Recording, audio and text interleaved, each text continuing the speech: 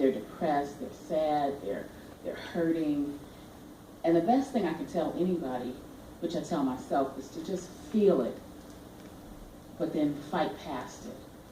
You can't harangue on for 2 or 3 days, because that's 2 or 3 days you're missing some fun.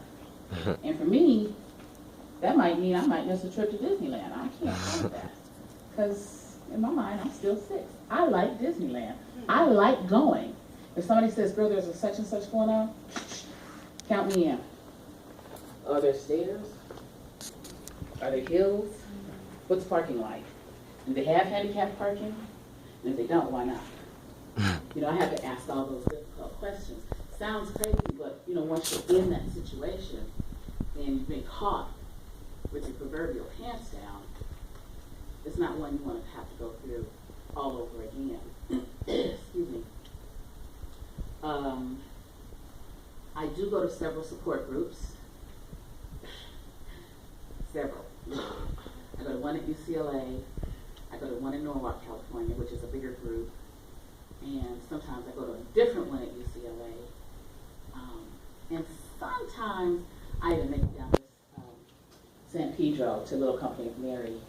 They have a support group for COPD patients. But I do learn something in each one of them. And as I tell people that are newly diagnosed, and I even tell some doctors, tell your people to go to support groups. Support groups, like you go to the doctor, but the support groups is where you learn the nitty-gritty, the insides of how to deal with this situation. From insurance, taking medications, how somebody else did it. You don't have to go up that rough side of the mountain by yourself. You got somebody that's already been that path, and they can help you and guide you how to do it easier. Plus, technology changes, so I highly, highly recommend support groups because they really give you the inside skinny on what's really going on.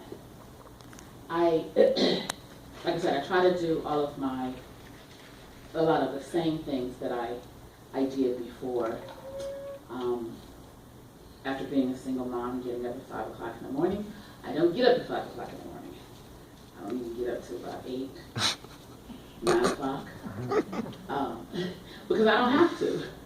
I probably need to, but I don't have to. And I take note of how my body feels from the day before. Because if I had a really busy day, I know I can't keep that pace up over a period of time, because then I'll run my immune system down, and then I'll be sick. And you know, colds turn into, it can go bad quick. So I try to watch what I do. I try to eat healthy, although I do like burgers. But I fix myself really big salads to start off with. And I add things that we might not, in this culture, ordinarily add. I love cilantro, onions,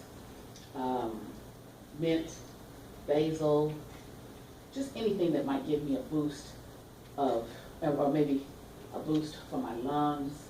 And I try to keep it healthy, take NAC, take my vitamins every day. A dose of B12 doesn't hurt me at all. May not be what my doctor's like, but it does seem to help me keep it moving. So my new norm, I hope I'm not over my time, is to continue to advocate to bring more awareness wherever I go. And a lot of people will sometimes ask me, or they'll tell me, oh, how pretty, you've got your cannula decorated. So then that opens up the door. Like, yeah, I do this all the time. And it's because I have blah, blah, blah, and here's what it is. And I kind of shortened it down, because I can't tell them pulmonary fibrosis caused by idiopathic blah. Their eyes run to the back of their heads. So I tell them it's like a scar. The scar increases over your lungs over a period of time. And you know, their lungs are doing like this when they get up and hit the dance floor when the song comes on. And you know, you guys are doing this, whereas me, not so much. We got to turn the oxygen up. I'm trying to figure out how to line dance, but this kind of gets in the way on the turns, but I'm going to keep trying. But I want to bring the awareness wherever I can, excuse me, and continue to raise money for research, for the PFF organization, and I also really want to go back to the public hospitals. Like most of us have insurance, and we go to I go to UCLA and what have you. But the public hospitals are full of patients that don't have access. They don't know about this dysfunction here today because nobody told them. They don't know about pulmonary rehab because nobody told them. So they go home and they sit and they get worse. They don't get better.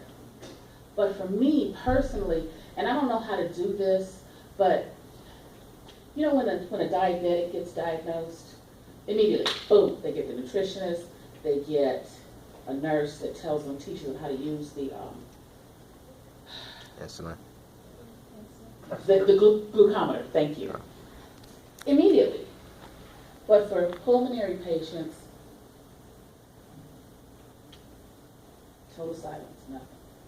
Until somebody that, like me, they run into, and then they find out about it. So, I'd like to somehow, I'm not sure how, get the word out to those patients, because the hospitals are filling up with them. I mean, I know this on a personal note, because I was one of those patients back in the day, until my medical